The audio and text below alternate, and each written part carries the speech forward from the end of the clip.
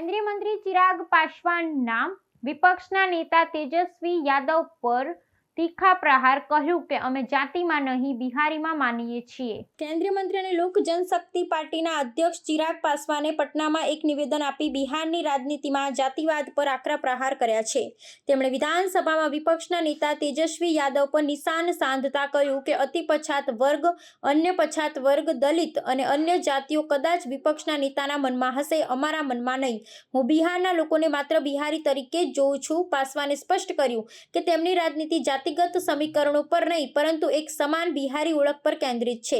તેમણે રાષ્ટ્રીય જનતા દળના પ્રચલિત MY સમીકરણની ટીકા કરતા પોતાના દળ માટે MY ની નવી વ્યાખ્યા આપી હતી। તેમણે કહ્યું તેમના માટે MY નો અર્થ મહિલા અને યુવા છે અને તેમની પાર્ટી મહિલા સશક્તિકરણ અને યુવાઓના વિકાસને પ્રાથમિકતા આપશે।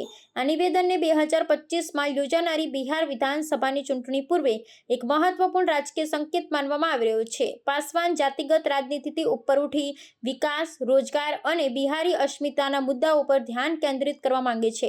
તેમણે અગાઉ પણ કહ્યું કે બિહારના પછાતપણાનું સૌથી મોટું કારણ જાતિવાદ છે, જેણે રાજ્યના લોકોને વિભાજિત કરી દીધા છે। ये EBC, OBC, दलित, महादलित, ये सारी सोच नेता प्रतिपक्ष की हो सकती है। मैंने आज तक कभी किसी बिहारी को ना EBC समझा, ना OBC समझा, ना दलित समझा, ना महादलित समझा, ना अगड़ा समझा, ना पिछड़ा समझा, ना हिंदू समझा, ना मुस्लिम समझा। मेरे लिए बिहारी बिहारी है।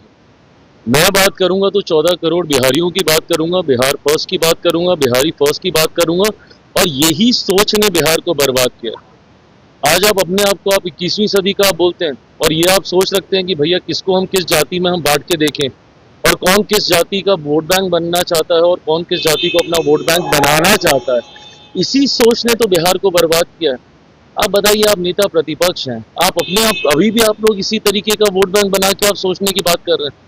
पर ये लोग तो सोचेंगे ही ना, जो MY को तमगे की तरह सीने पे टांग के चलते हैं। क्या है MY? यही सब तो है, जातीयता सांप्रदायिकता में बिहारियों को बांटना।